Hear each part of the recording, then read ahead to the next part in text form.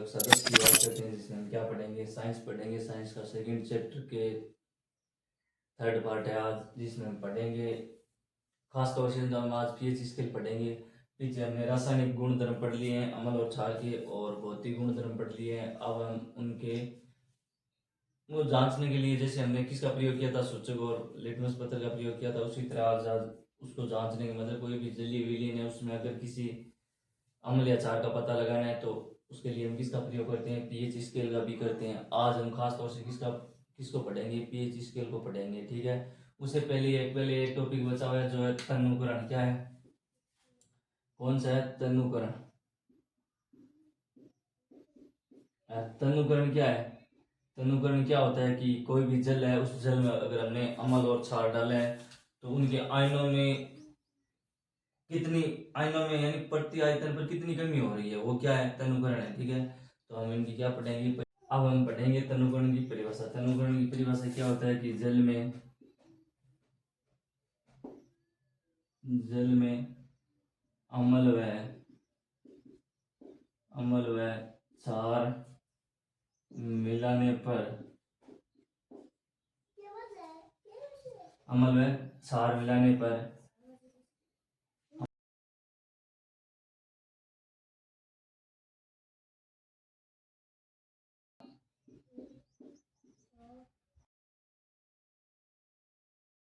प्रति इकाई आयतन में कमी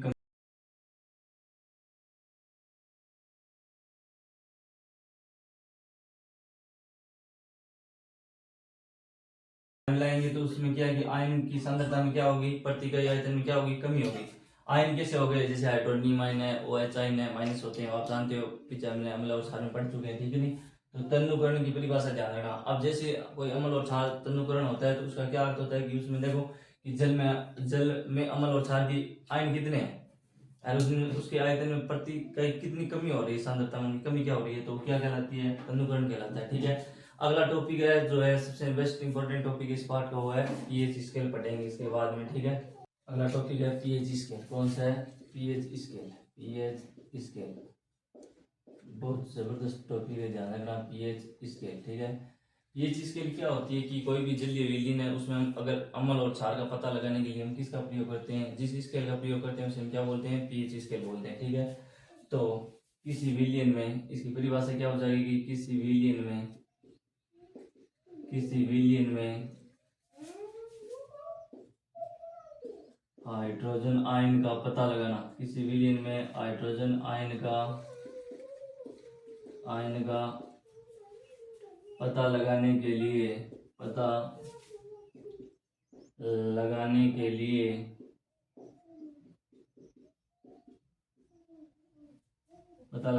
जिस स्केल का प्रयोग किया जाता है, जिस स्केल का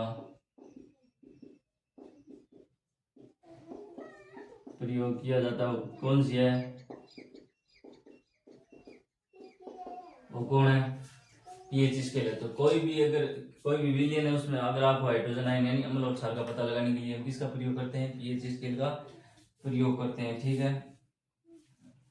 हाइड्रोजन आयन की सांद्रता का पता, इसलिए ना कि सांद्रता नाम है, सॉरी मिस्टेक हो गई यहाँ पर।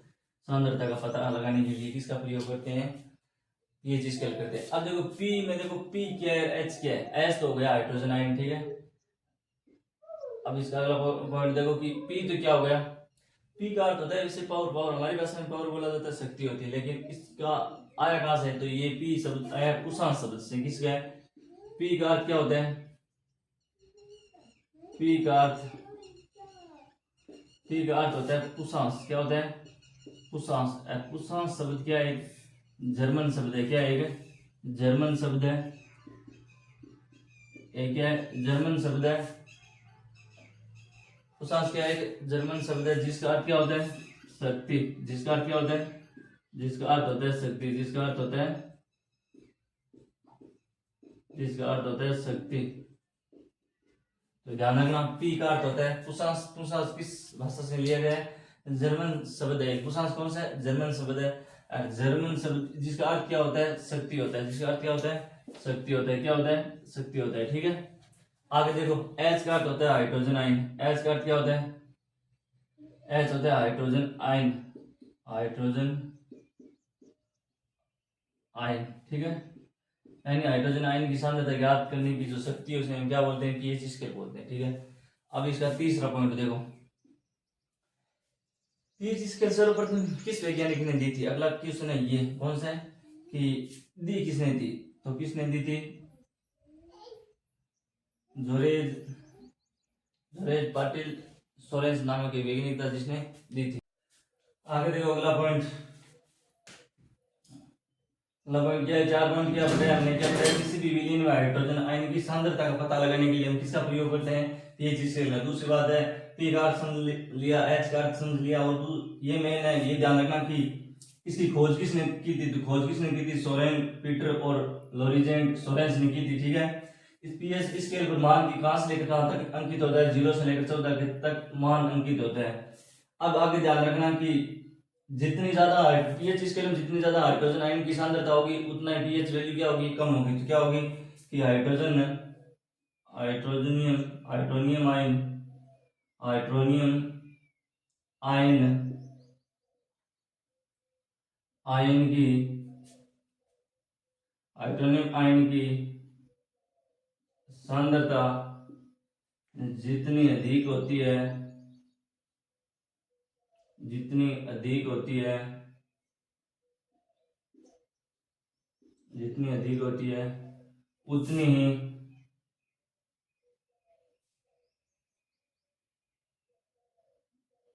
पीएच का मान, उतना ही पीएच का मान कम होता है, उतना ही पीएच का मान क्या होता है, कम होता है। ये लाइन याद रखना कि जितनी ज्यादा हाइड्रोनियम आयन की सांद्रता अधिक होगी उतना ही पीएच मान क्या होगा, कम होगा। अब अगला पॉइंट देखो कि पीएच स्केल में 3 मान होते हैं, एक तो होता है 1 से लेकर नहीं 0 से लेकर 6.9 के बीच, एक होता है 7, एक होता है 7.1 से लेकर 14 के बीच। 3 मान अलग अलग होते हैं, इनको पढ़ते हैं। तो यदि यदि पीएच स्केल पर यदि पीएच स्केल पर 0 से 6.9 तक का मान अम्लीयता को प्रदर्शित करता है, अम्लीयता को प्रदर्शित करता है। आगे देखो, अम्लीयता को क्या करता है, प्रदर्शित करता है।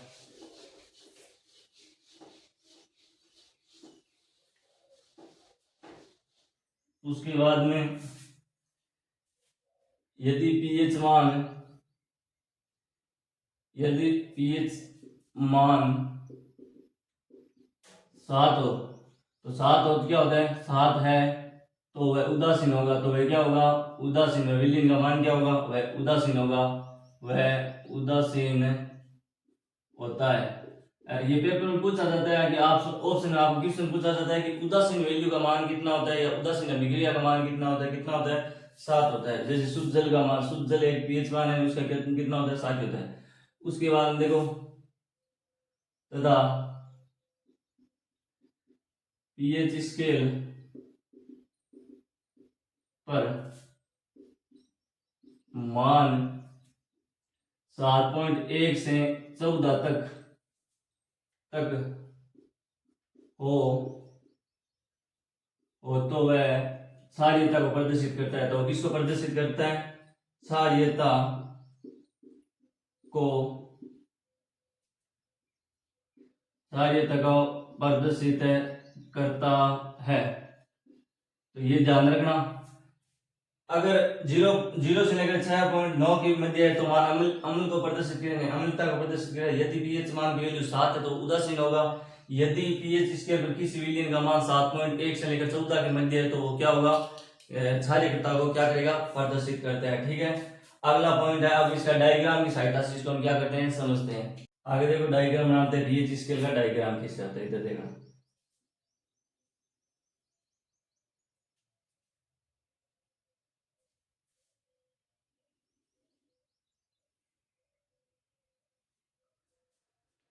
तो मान लो इसका मध्यमान मान लेते हैं कितना है 7 है, यहाँ पर मध्यमान मान लेते हैं कितना है 7 है।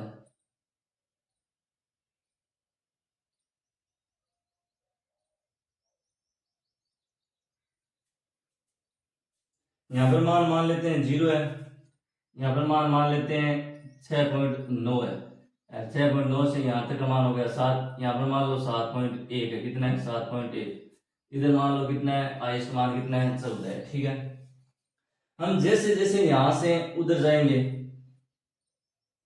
वैसे वैसे हाइड्रोजन आयन में क्या आएगी कमी आएगी, क्या आएगी हाइड्रोजन आयन में कमी आएगी, क्या आएगी कमी आएगी। जैसे जैसे हम आगे बढ़ेंगे वैसे वैसे हाइड्रोजन आयन में क्या आएगी कमी आएगी। मान लो इधर वाला जो भी मान है इस मान में इधर से बढ़ेंगे तो हाइड्रोजन आयन में क्या आएगी धीरे धीरे क्या आएगी कमी आएगी। हम क्षारकता की ओर जाएंगे वैसे वैसे हाइड्रोजन आयन में क्या आएगी कमी आएगी, क्या आएगी कमी आएगी, ये ध्यान रखना।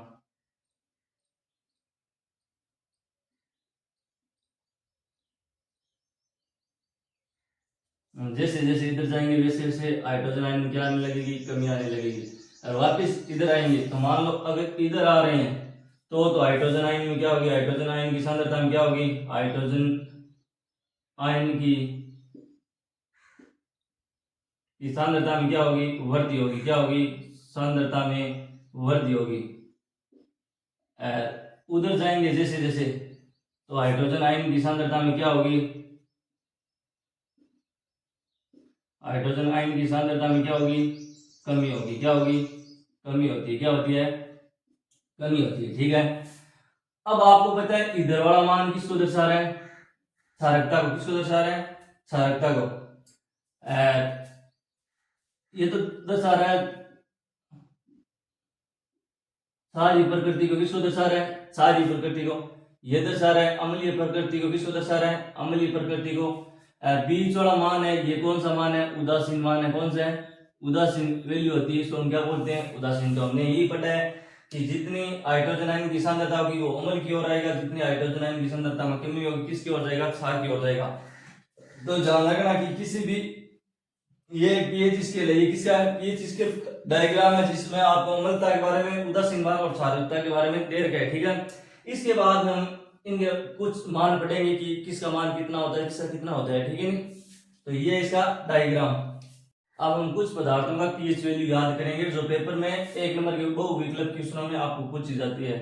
तो एक तरफ तो लिख लेना क्रम से पदार्थ होगा उसका नाम लिख लेते हैं एक तरफ हो जाएगा पीएच का मान, पीएच का मान। ठीक है, तो जैसे पहले मान लेते हैं नींबू का रस है, नींबू का रस, उसके बाद में जठरस, जठरस, रक्त, नींबू का रस, जठरस, रक्त है। उसके बाद में मान लेते हैं शुद्ध जल, शुद्ध जल, लार का पीएच, लार का मान, लार का, और क्या बच गया शुद्ध जल हो गया नहीं। इसके बाद हम लिखते हैं मिल्क ऑफ मैग्नीज है जिसको हम बोलते हैं MgOH का whole twice, milk of magnesia या सोडियम हाइड्रोक्साइड लिख देते हैं सोडियम हाइड्रोक्साइड का। तो ये कुछ वैल्यू है जो आपको क्या करनी है याद करनी है, क्या करनी है याद करनी है। टमाटर और लिख लेते हैं कि टमाटर का कितना होता है, टमाटर का रस, टमाटर का रस का, टमाटर के रस की पीएच वैल्यू कितनी होती है, तो कितनी होती है। अब मान लेते हैं नींबू का रस है, नींबू का रस का कितना होगा, नींबू का रस है 2.2 होगा, कितना होता है 2.2। जठरस का कितना होता है 1.2 होता है। रक्त क्या होता है, रक्त होता है क्षारीय जिसको 3 पॉइंट है, वैसे तो फिक्स वैल्यू होती है 3.4, 3.3 से लेकर 3.4 के मध्य काउंट किया जाता है। ठीक है, तो लगभग कितना होता है पीएच मान 3.3 से 3 पॉइंट क्या होता है 4 के मध्य है। शुद्ध जल क्या होता है उदासीन होता है, उदासीन की वैल्यू कितनी होती है 7 होती है। अब लार का पीएच मान कितना होता है, लार होती है अम्लीय और क्षारकता दोनों को दर्शाती है। ठीक है, तो अम्लीय और क्षारकता दोनों को दर्शाती है, तो क्या होगा किधर इसकी सीध में देखो लमसम 6.3 से लेकर और 7.6 के मध्य होती है लार का पीएच मान। ठीक है, मैग्नीशियम हाइड्रोक्साइड की वैल्यू कितनी होती है, ये मैग्नीशियम हाइड्रोक्साइड यानी मिल्क ऑफ मैग्नीशियम का पीएच मान कितना होता है 10 होता है। ठीक है, सोडियम हाइड्रोक्साइड इसका मतलब इसका कितना हो जाएगा 14, कितना हो जाएगा 14। तो ये कुछ वैल्यू है जो आप याद रखना, जो बहुत काम आती है, ठीक है। अब आगे एक और बच गया, नीचे और बच गया टमाटर का रस। टमाटर का रस होता है किस कहाँ से लेकर, क्योंकि आपको पता है कि टमाटर में कौन से मैलिक एसिड और सेट्रिक एसिड पाया जाता है, तो एसिड पाएगा तो एसिड मतलब अम्लता होगी।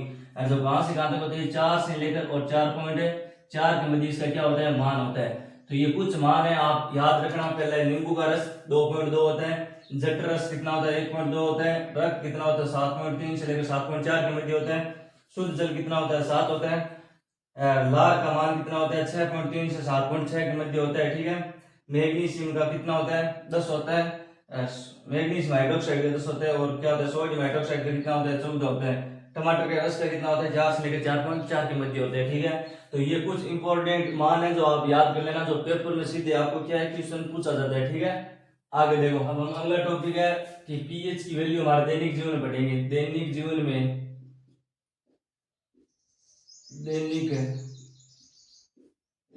में पीएच का महत्व, पीएच का महत्व बहुत बढ़िया टॉपिक है, जो हमारे दैनिक जीवन में हमारे रोजमर्रा की जिंदगी में पीएच का क्या महत्व है, बहुत सारी जगह महत्व है, ध्यान रखना। यानी हमारी रोजमर्रा लाइफ है, सबकी लाइफ होती है, उस सबकी लाइफ में पीएच का महत्व होता है। तो पहले क्या है कि पहला इसका क्या है कि पौधों व पशुओं, पौधों और पशुओं के पर पीएच का पीएच के प्रति संवेदनशील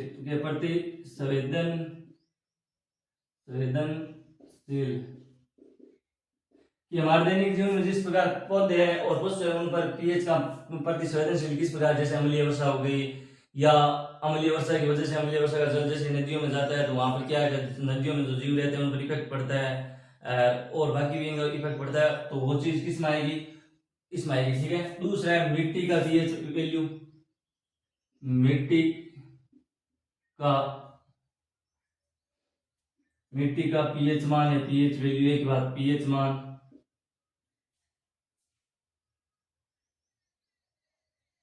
अगला टॉपिक कौन सा हो गया, हमारे पाचन तंत्र का पीएच वैल्यू, हमारे पाचन तंत्र का पीएच मान, ठीक है। चौथा कौन सा हो जाएगा, पीएच के परिवर्तन करते हैं, पीएच में अगर परिवर्तन करते हैं तो हमारा दंत से होता है, परिवर्तन के कारण दंत से।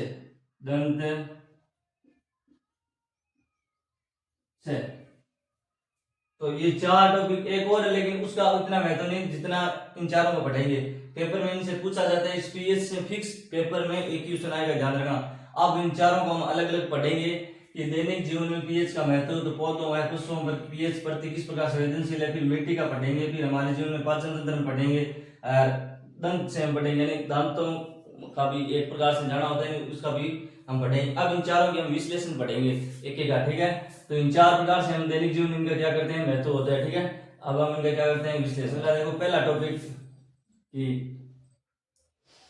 क्या है कि पौधे व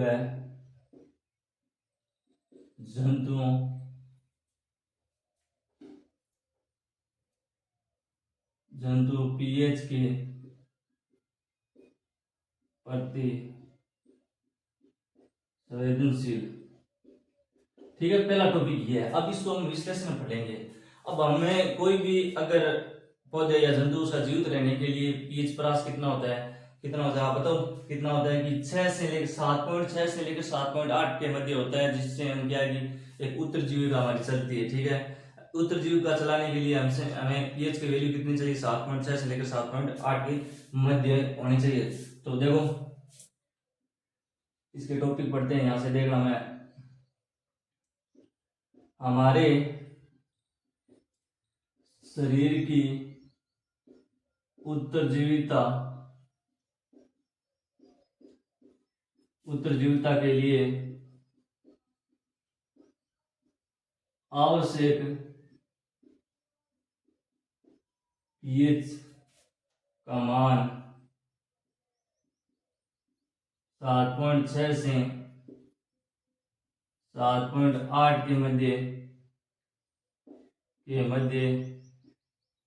होता है। यानी हमारी उत्तर जीवा चलाएंगे, उस उत्तर जीवा का मान कितना होना चाहिए, 7.6 से लेकर 7.8 के मध्य होना चाहिए, ठीक है।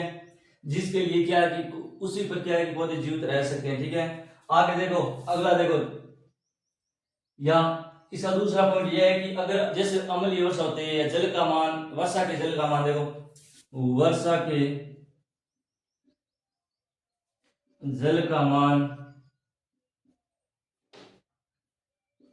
5.6 से कम होता है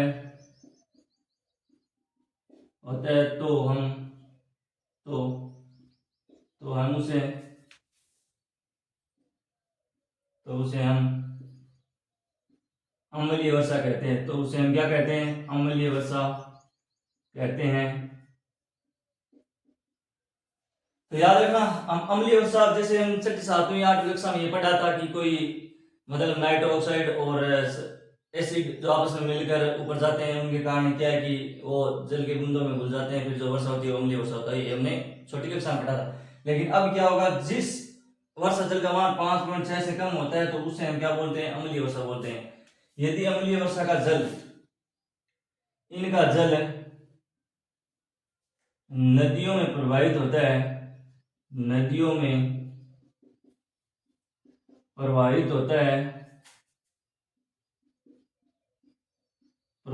है तो नदी में जो जीव रहते हैं उनकी उत्तर जीविता क्या हो जाती है, कठिन हो जाती है। नदियों में प्रवाहित होता है तो जीवों की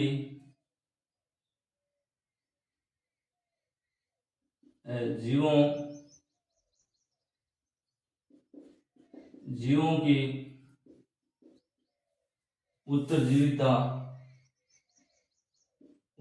क्या हो जाती है, कठिन हो जाती है। उत्तर जीविता कठिन हो जाती है, उत्तर जीविता क्या हो जाती है, कठिन हो जाती है। उनके लिए जीने के लिए क्या है कि वो क्या है, बहुत कम होते हैं, ठीक है। जिससे बहुत सारी बात में क्या है कि जल में अम्लीय वर्षा जाएगी तो बहुत सारी बीमारियां फैलेगी। वो बीमारी किस पर इफेक्ट डालेगी, उस जीवों पर डालेगी, तो उनकी उत्तर जीवा क्या हो जाती है, कठिन हो जाती है। तो आपको पहले पॉइंट में इतना ही ध्यान रखना है कि क्या है, पौधे और जंतु पीएच के प्रति किस प्रकार से रहते हैं। अगर हमारे शरीर की उत्तर जीविता चलाने के लिए हमें कितना पीएच मान जरूरी है, 7.6 से लेकर 7.8 के मध्य होना चाहिए। दूसरी बात है, वर्षा का जल का मान अगर 5.6 से कम होता है तो हम क्या करते हैं, उसे हम अम्लीय वर्षा कहते हैं। अम्लीय वर्षा जैसे जल किस में प्रवाहित होता है, नदियों में, तो नदियों में प्रवाहित होगा तो उत्तर जीविता क्या हो जाएगी, जीवों की क्या हो जाएगी, कठिन हो जाएगी। यानी वो इनसे क्या है, खत्म भी हो सकते हैं। आगे देखो,